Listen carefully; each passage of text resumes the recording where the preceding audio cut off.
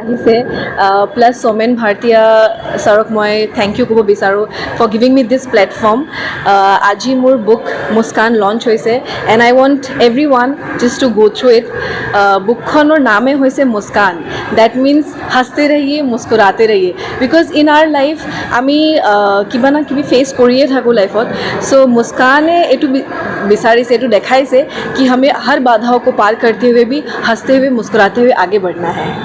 ये आपकी पहली बुक है? जी ये मेरी पहली बुक है। कितना कविता कितना है इसमें टोटल 45 कविताएं हैं। हाँ 45टा कविता मोर लिखी सो याद है। इसको बनाते बनाते करीब एक्चुअली 6 महीने 1 साल लग गया है लिखते लिखते। कभी मन उदास रहता है रात को 1 बजे लिख देती हूँ, कभी जाती हूँ कहीं पे अच्छा वातावरण मिलता है पेड़ के नीचे बैठ के लिख देती हूँ। सो इसी तरीके से कविताएं लिखी जाती है और मैं चाहती हूँ कि जितने भी लोग आज मुझे देख रहे हैं जो यंगस्टर्स हैं जो लिखना चाहते हैं बस लिखो, कुछ भी हो पेन उठाओ कॉपी निकालो एक कागज़ निकालो खाली कागज़ में भी 4 लाइन ही हो लिखो और उसको पब्लिश करा दो। এইটোৱে মেছেজ কৰা হৈছে कि 2 years back I gone through a very bad phase, so I thought कि मोर लाइफ तो मैंने हेखी ऑलमोस्ट। सो अकेले घर में बैठती थी उदास रहती थी, फिर अचानक से खुद में ही उठ के खड़ी हुई और बोला कि नहीं ये ख़त्म नहीं है दुनिया बिकॉज आमी एटिया এনেকুৱা এটা লাইফত জীয়াই আছোঁ য'ত everyone is fetching something or the other so' আমি নিজে নিজৰ মটিভেশ্যন লৈ পেলাই আগবাঢ়িব লাগিব চ' সেইটো কাৰণে Muskaan is a motivational book I think. কিতাপটো আপোনালোকে ব্যতিক্ৰম অফিচৰ পৰা ল'ব পাৰিব বা আজি ইয়াতেও দি আছোঁ আমি অনলাইনতো পোৱা হ'ব ফ্লিপকাৰ্ট আৰু এমাজন এইবোৰতো আমি দিয়া হৈছে হয়।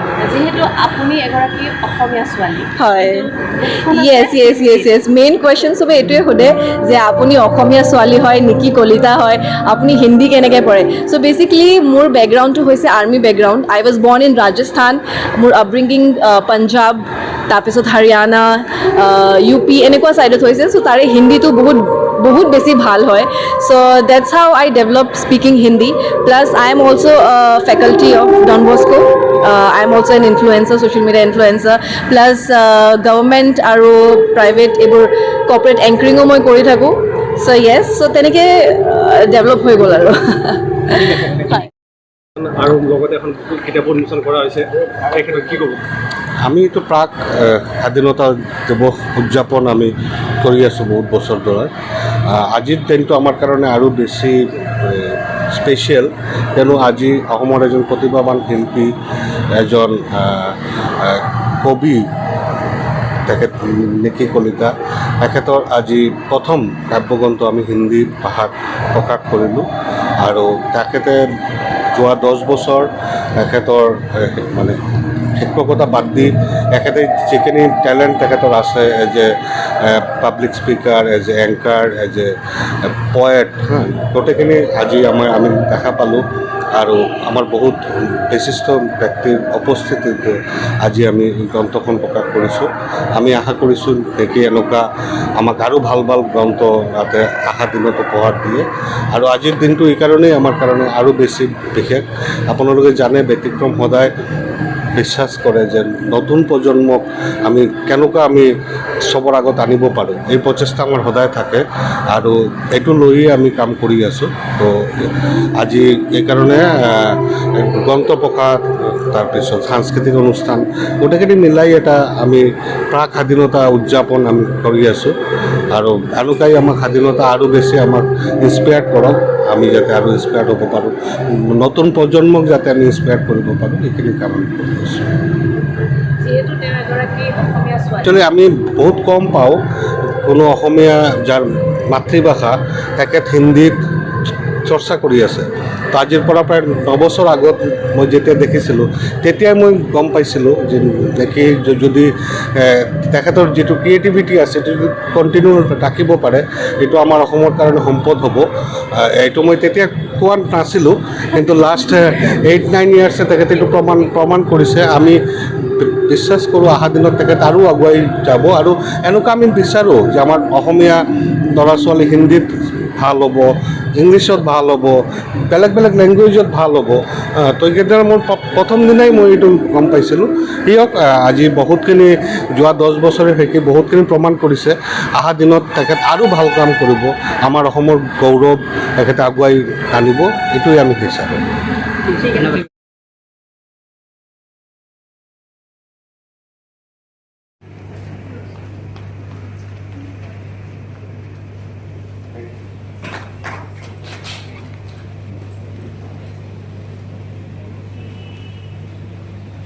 Mr. Bharatiya, Nikki, Captain Chaudhary, whom I know by name, that's why by now, and all the dignitaries, ladies and gentlemen who are here in the dais, plus each one of you present today who has come this evening to this location to encourage Nikki Kalita for her book. It is really a very proud moment for me. I am the only person or the third person, if I am not wrong, of the army family here.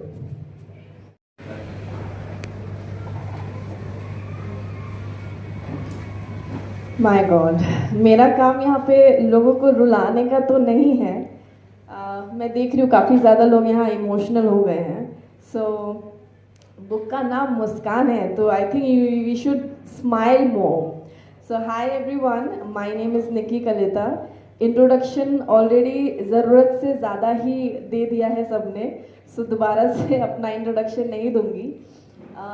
सबसे पहले क्या मैं mic निकाल लूँ, क्योंकि एक anchor हूँ तो बोलने का मन करता है, तो यस थोड़ा इनफॉर्मल हो जाती हूँ मैं भी।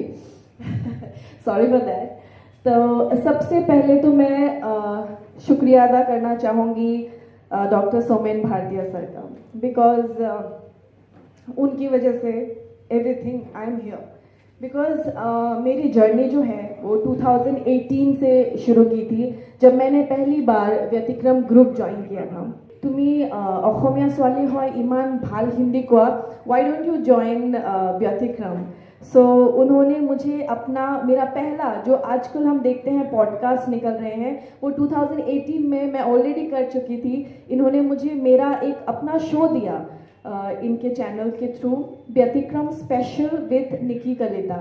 आप लोग यूट्यूब में जाके देखिए तो आपको मेरे वीडियोस मिलेंगे, जिसमें मैंने बहुत सारे दिग्गजों के इंटरव्यूज़ लिए हैं, उनका साक्षात्कार लिया है। के चौधरी सर है, उनका भी मैंने लिया है साक्षात्कार। सो इसी तरीके से मेरी जर्नी शुरू हुई। जब मैं लोगों से मिली, मैंने देखा कि जो जितने भी ज़्यादा लोग हैं जो जिनसे मैं मिल रही हूँ, जिनसे मैं साक्षात्कार कर रही हूँ, वो सब कुछ ना कुछ समाज के लिए कर रहे हैं। উদ্বোধন কৰা হ'ল। সেই কিতাপখন দেখি খুব ভাল লাগিছে, আৰু আগন্তুক সময়ত তেখেত এটি নতুন প্ৰজন্মৰ ভাল কবি হিচাপে উজ্জ্বলি থাকক, উজ্জ্বল ভৱিষ্যতক তাৰেই কামনা কৰিছোঁ। আৰু তাকে কৈ মই মোৰ কথাখিনি সামৰিলোঁ। ধন্যবাদ। कुछ आसमिज में हुई किताब हिंदी में लिखी गई है, मैं हिंदी में बोलना चाहूँगा। क्योंकि आज़ादी का जश्न और पुस्तक लोकार्पण का कार्यक्रम है, तो कुछ पंक्तियों से शुरू करता हूँ।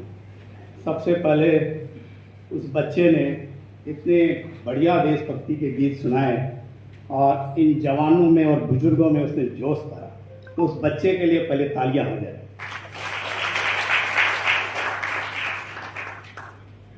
और वहीं से मैं अपनी बात शुरू करता हूँ मेरे अपने एक मुक्त से। স্বাধীনতা দিৱস লগতে আমাৰ নিকি কলিতাৰ গ্ৰন্থ উন্মোচনী সভাখনত উপস্থিত আপোনাক সকলোকৈ মই আন্তৰিক অভিনন্দন জনাইছোঁ। ইয়াত মই আজি অনুষ্ঠান উপভোগ কৰিম বুলিয়ে আহিছিলোঁ, কিন্তু মই ইয়াতো যে মঞ্চত বহিব লাগিব মই ভবা নাছিলোঁ। তথাপিতো মানে খুব ভাল লাগিছে, কাৰণ যেতিয়া মাক দেউতাকৰ ল'ৰা ছোৱালীয়ে আগবাঢ়ি যায়, উন্নতি কৰে, খুব ভাল লাগে। আৰু গুৰু হিচাপে মই পঢ়াইছিলোঁ, আজি মই সমানেই মানে তাতকৈ কোনো গুণেই কম নহয়, বহুত গৌৰৱ অনুভৱ কৰিছোঁ। আৰু তাইলৈ মোৰ বহুত আন্তৰিক শুভকামনা, মৰম যাচিছোঁ। একচুৱেলি মই মোৰ প্ৰফেশ্যনটো এনেকুৱা, মই কবিতাৰ লগত মোৰ ৰিলেশ্যনটো অলপ কম, কিন্তু নিকি দুটা মই দেখিলোঁ যিটো লিখিছে এইটো একচুৱেলি কবিতা বুলি মই নাভাবোঁ, এইটো inspiration to the society and young নিজে যাতে কেনেকুৱা আগবাঢ়ি যায়। And Muskan is very important for us now A days. চ' আমি চব ইমান টেনশ্যনত থাকোঁ, ইমান আমি কামত।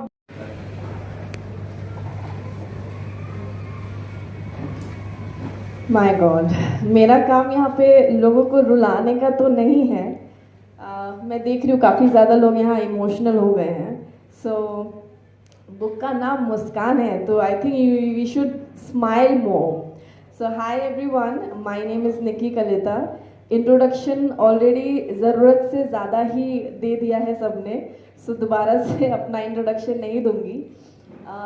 सबसे पहले क्या मैं माइक निकाल लूँ, क्योंकि एक एंकर हूँ तो बोलने का मन करता है, तो यस थोड़ा इनफॉर्मल हो जाती हूँ मैं भी। Sorry for that. तो सबसे पहले तो मैं शुक्रिया अदा करना चाहूँगी डॉक्टर सोमेन भाटिया सर का, बिकॉज उनकी वजह से everything I am here. Because मेरी जर्नी जो है वो 2018 से शुरू की थी, जब मैंने पहली बार व्यतिक्रम ग्रुप ज्वाइन किया था। तुम्ही অসমীয়া ছোৱালী হয়, ইমান ভাল হিন্दी কোৱা, वाई डोंट यू ज्वाइन व्यतिक्रम। सो उन्होंने मुझे अपना मेरा पहला जो आजकल हम देखते हैं पॉडकास्ट निकल रहे हैं, वो 2018 में मैं ऑलरेडी कर चुकी थी। इन्होंने मुझे मेरा एक अपना शो दिया इनके चैनल के through, Byatikram special with Niki Kalita. आप लोग यूट्यूब में जाके देखिए तो आपको मेरे वीडियोस मिलेंगे, जिसमें मैंने बहुत सारे दिग्गजों के इंटरव्यूज़ लिए हैं, उनका साक्षात्कार लिया है। के चौधरी सर है, उनका भी मैंने लिया है साक्षात्कार। सो इसी तरीके से मेरी जर्नी शुरू हुई। जब मैं लोगों से मिली, मैंने देखा कि जो जितने भी ज़्यादा लोग हैं जो जिनसे मैं मिल रही हूँ, जिनसे मैं साक्षात्कार कर रही हूँ, वो सब कुछ ना कुछ समाज के लिए कर रहे हैं।